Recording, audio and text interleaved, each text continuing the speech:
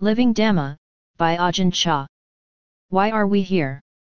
This rain's retreat. I don't have much strength, I'm not well, so I've come up to this mountain here to get some fresh air.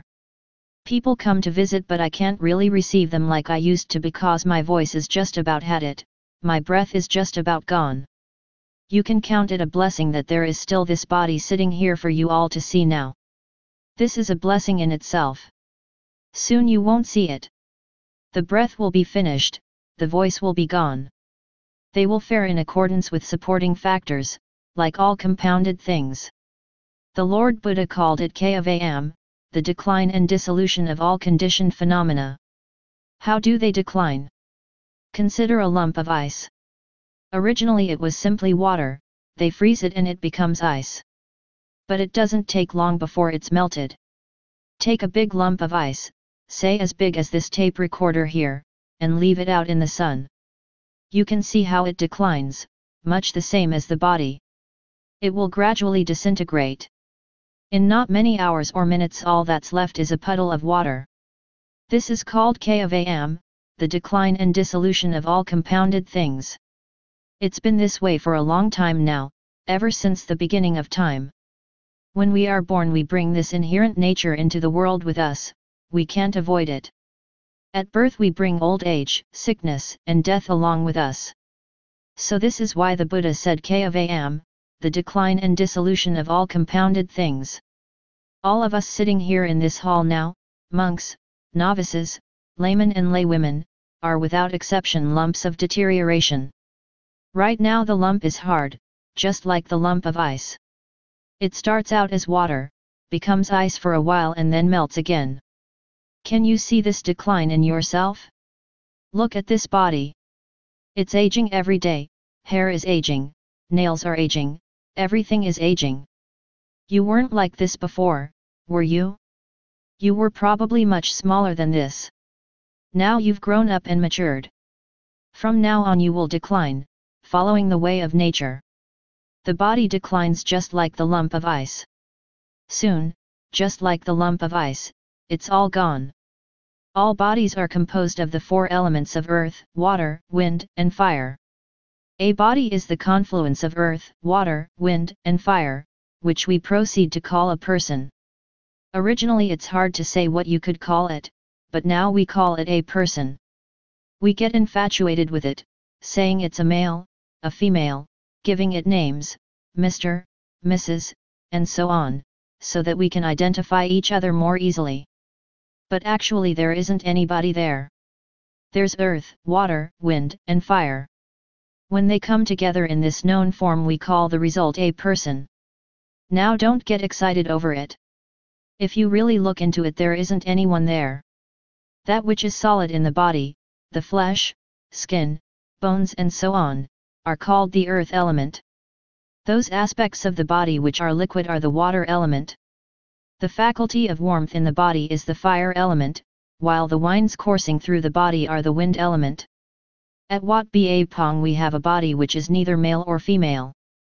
It's the skeleton hanging in the main hall. Looking at it you don't get the feeling that it's a man or a woman.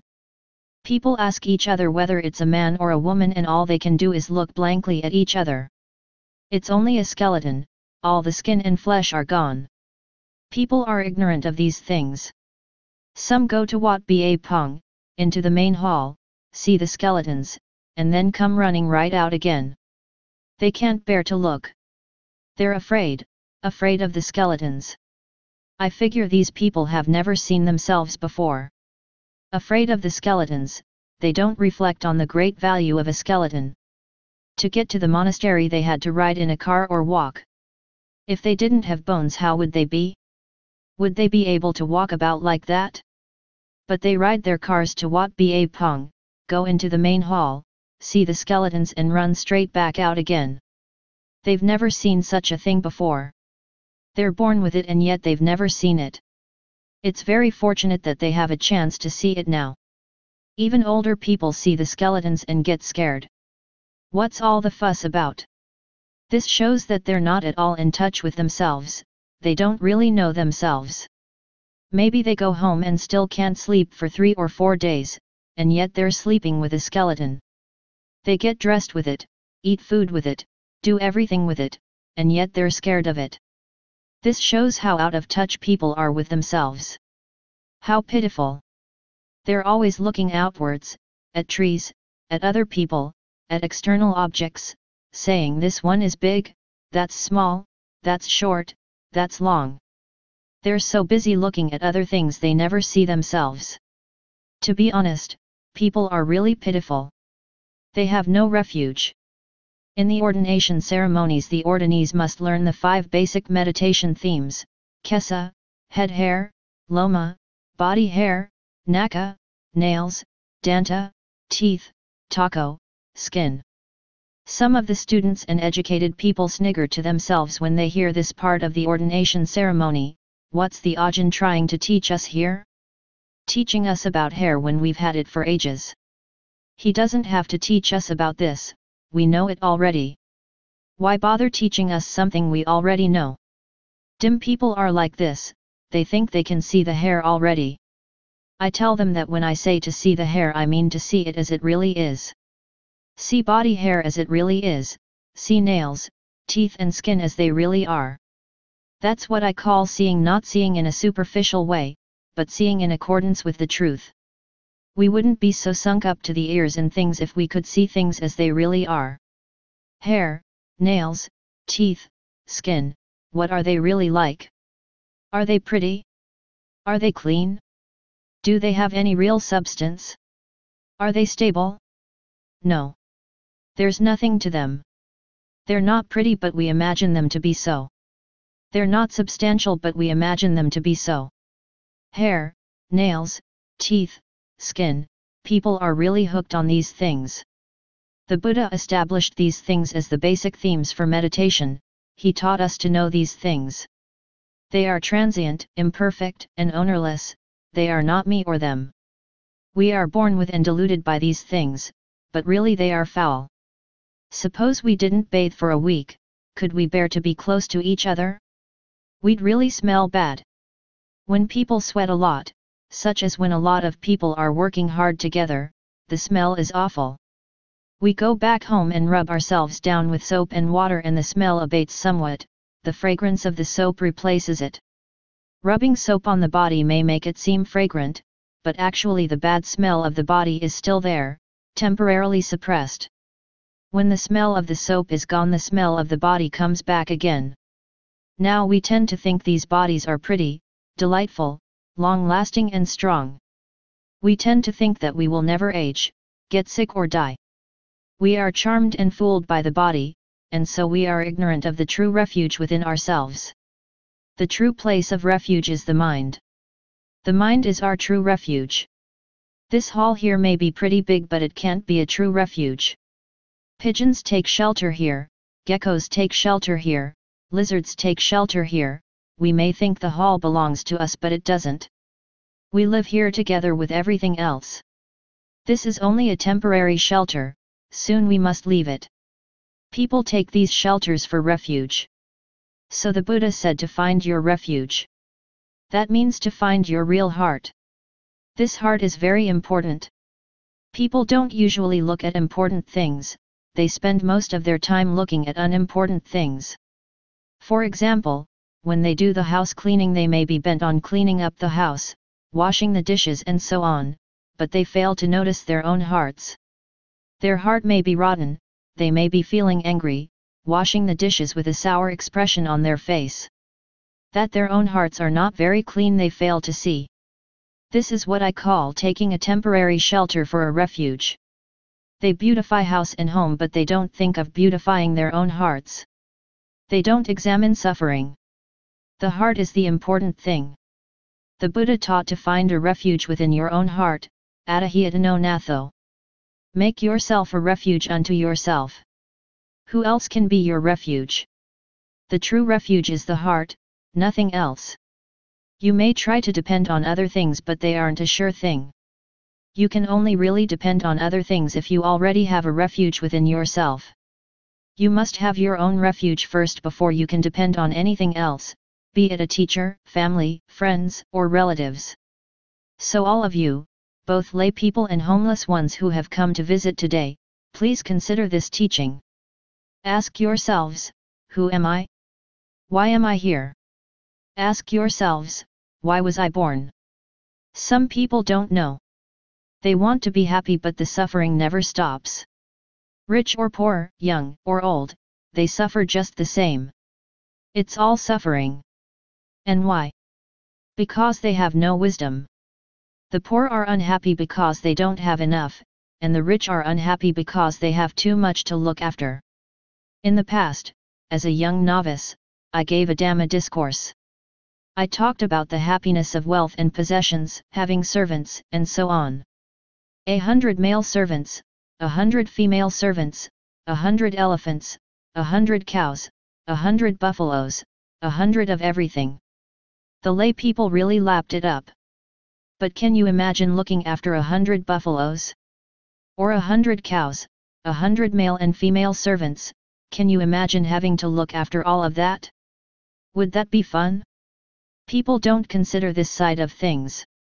They have the desire to possess, to have the cows, the buffaloes, the servants, hundreds of them. But I say 50 buffaloes would be too much. Just twining the rope for all those brutes would be too much already. But people don't consider this, they only think of the pleasure of acquiring. They don't consider the trouble involved. If we don't have wisdom, everything round us will be a source of suffering. If we are wise, these things will lead us out of suffering. Eyes, ears, nose, tongue, body, and mind. Eyes aren't necessarily good things, you know. If you are in a bad mood, just seeing other people can make you angry and make you lose sleep. Or you can fall in love with others. Love is suffering, too, if you don't get what you want. Love and hate are both suffering, because of desire. Wanting is suffering, wanting not to have is suffering. Wanting to acquire things, even if you get them, it's still suffering because you're afraid you'll lose them. There's only suffering. How are you going to live with that? You may have a large, luxurious house, but if your heart isn't good, it never really works out as you expected. Therefore, you should all take a look at yourselves. Why were we born? Do we ever really attain anything in this life? In the countryside here, people start planting rice right from childhood. When they reach 17 or 18, they rush off and get married, afraid they won't have enough time to make their fortunes. They start working from an early age thinking they'll get rich that way. They plant rice until they're 70 or 80 or even 90 years old. I ask them. From the day you were born you've been working. Now it's almost time to go, what are you going to take with you? They don't know what to say. All they can say is, beats me. We have a saying in these parts, don't tarry picking berries along the way, before you know it, night falls. Just because of this beats me. They're neither here nor there, content with just a beats me, sitting among the branches of the berry tree, gorging themselves with berries. Beats me, beats me. When you're still young you think that being single is not so good, you feel a bit lonely. So you find a partner to live with. Put two together and there's friction. Living alone is too quiet, but living with others there's friction. When children are small the parents think, when they get bigger we'll be better off. They raise their children, 3, 4, or 5 of them, thinking that when the children are grown up their burden will be lighter. But when the children grow up they get even heavier. Like two pieces of wood, one big and one small. You throw away the small one and take the bigger one, thinking it will be lighter, but of course it's not. When children are small they don't bother you very much, just a ball of rice and a banana now and then. When they grow up they want a motorcycle or a car. Well, you love your children, you can't refuse. So you try to give them what they want. Problems, sometimes the parents get into arguments over it, don't go and buy him a car, we haven't got enough money.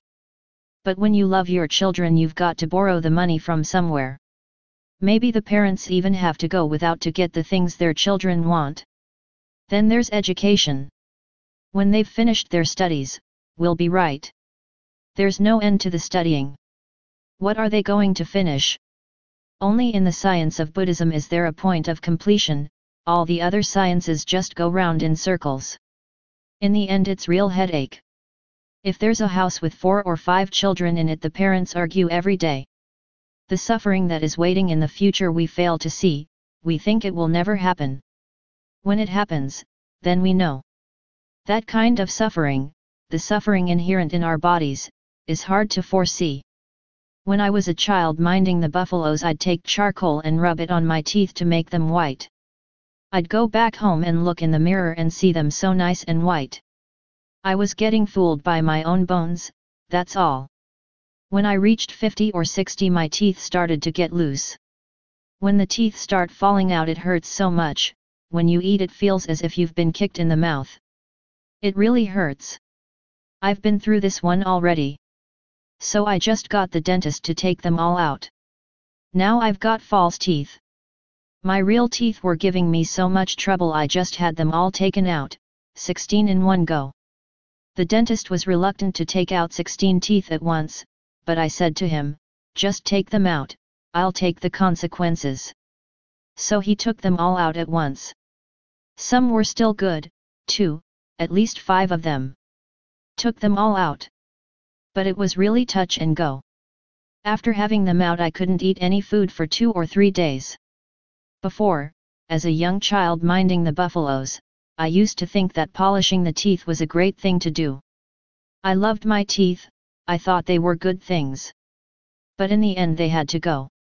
The pain almost killed me. I suffered from toothache for months, years. Sometimes both my gums were swollen at once.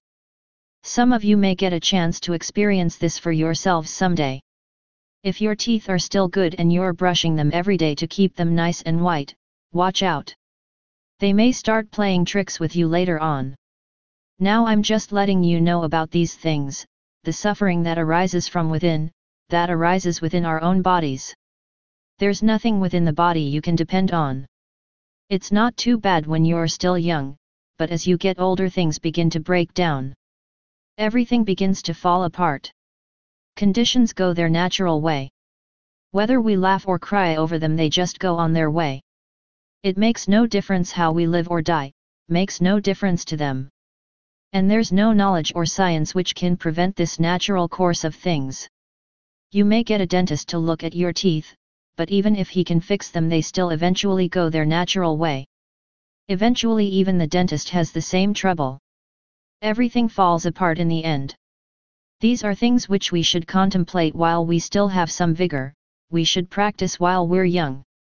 If you want to make merit, then hurry up and do so, don't just leave it up to the oldies. Most people just wait until they get old before they will go to a monastery and try to practice Dhamma. Women and men say the same thing, wait till I get old first. I don't know why they say that. Does an old person have much vigor? Let them try racing with a young person and see what the difference is. Why do they leave it till they get old? Just like they're never going to die. When they get to 50 or 60 years old or more. Hey, Grandma. Let's go to the monastery. You go ahead, my ears aren't so good anymore. You see what I mean? When her ears were good, what was she listening to? Beats me, just dallying with the berries. Finally, when her ears are gone, she goes to the temple. It's hopeless. She listens to the sermon, but she hasn't got a clue what they're saying. People wait till they're all used up before they'll think of practicing the Dhamma. Today's talk may be useful for those of you who can understand it. These are things which you should begin to observe, they are our inheritance. They will gradually get heavier and heavier, a burden for each of us to bear. In the past my legs were strong, I could run. Now just walking around they feel heavy. Before, my legs carried me. Now, I have to carry them. When I was a child, I'd see old people getting up from their seat, oh. Getting up they groan, oh. There's always this oh. But they don't know what it is that makes them groan like that. Even when it gets to this extent, people don't see the bane of the body. You never know when you're going to be parted from it. What's causing all the pain is simply conditions going about their natural way. People call it arthritis, rheumatism, gout, and so on, the doctor prescribes medicines, but it never completely heals. In the end it falls apart, even the doctor. This is conditions faring along their natural course. This is their way, their nature. Now take a look at this. If you see it in advance you'll be better off, like seeing a poisonous snake on the path ahead of you. If you see it there you can get out of its way and not get bitten. If you don't see it you may keep on walking and step on it. And then it bites. If suffering arises people don't know what to do. Where to go to treat it. They want to avoid suffering, they want to be free of it but they don't know how to treat it when it arises. And they live on like this until they get old, and sick, and die. In olden times it was said that if someone was mortally ill one of the next of kin should whisper Buddho. Buddho in their ear. What are they going to do with Buddho? What good is Buddho going to be for them when they're almost on the funeral pyre? Why didn't they learn Buddho when they were young and healthy? Now with the breaths coming fitfully you go up and say, Mother, Buddho, Buddho. Why waste your time? You'll only confuse her, let her go peacefully. People don't know how to solve problems within their own hearts, they don't have a refuge. They get angry easily and have a lot of desires. Why is this? Because they have no refuge. When people are newly married they can get on together all right, but after age 50 or so they can't understand each other. Whatever the wife says the husband finds intolerable. Whatever the husband says the wife won't listen. They turn their backs on each other. Now I'm just talking because I've never had a family before. Why haven't I had a family? Just looking at this word household for I knew what it was all about. What is a household? This is a hold. If somebody were to get some rope and tie us up while we were sitting here, what would that be like? That's called being held. Whatever that's like, being held is like that. There is a circle of confinement. The man lives within his circle of confinement, and the woman lives within her circle of confinement. When I read this word household, this is a heavy one. This word is no trifling matter, it's a real killer. The word hold is a symbol of suffering. You can't go anywhere, you've got to stay within your circle of confinement. Now we come to the word house.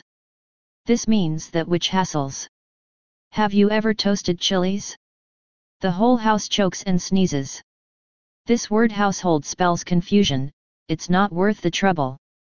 Because of this word I was able to ordain and not disrobe. Household is frightening. You're stuck and can't go anywhere. Problems with the children, with money, and all the rest. But where can you go? You're tied down. There are sons and daughters, arguments in profusion until your dying day, and there's nowhere else to go to no matter how much suffering it is. The tears pour out and they keep pouring. The tears will never be finished with his household, you know. If there's no household you might be able to finish with the tears but not otherwise. Consider this matter. If you haven't come across it yet you may later on. Some people have experienced it already to a certain extent. Some are already at the end of their tether, will I stay or will I go? At Wat Ba Pong there are about 70 or 80 huts, kuti. When they're almost full I tell the monk in charge to keep a few empty, just in case somebody has an argument with their spouse. Sure enough, in no long time a lady will arrive with her bags, I'm fed up with the world, Wang Por. Whoa! Don't say that. Those words are really heavy. Then the husband comes and says he's fed up too. After 2 or 3 days in the monastery their world weariness disappears. They say they're fed up but they're just fooling themselves. When they go off to a kuti and sit in the quiet by themselves, after a while the thoughts come, when's the wife going to come and ask me to go home? They don't really know what's going on. What is this world weariness of theirs? They get upset over something and come running to the monastery. At home everything looked wrong, the husband was wrong, the wife was wrong. After 3 days quiet thinking, the wife was right after all, it was I who was wrong. Hubby was right, I shouldn't have got so upset. They change sides. This is how it is, that's why I don't take the world too seriously. I know its ins and outs already, that's why I've chosen to live as a monk. I would like to present today's talk to all of you for homework. Whether you're in the fields or working in the city, take these words and consider them. Why was I born? What can I take with me? Ask yourselves over and over. If you ask yourself these questions often, you'll become wise. If you don't reflect on these things, you will remain ignorant. Listening to today's talk, you may get some understanding, if not now, then maybe when you get home. Perhaps this evening. When you're listening to the talk, everything is subdued, but maybe things are waiting for you in the car.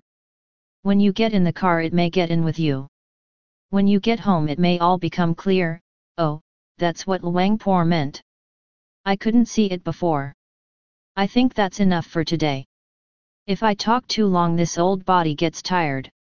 Notes. For there is a play on words in the Thai language here based on the word for family krup krua, which literally means kitchen frame or roasting circle. In the English translation, we have opted for a corresponding English word rather than attempt a literal translation of the Thai.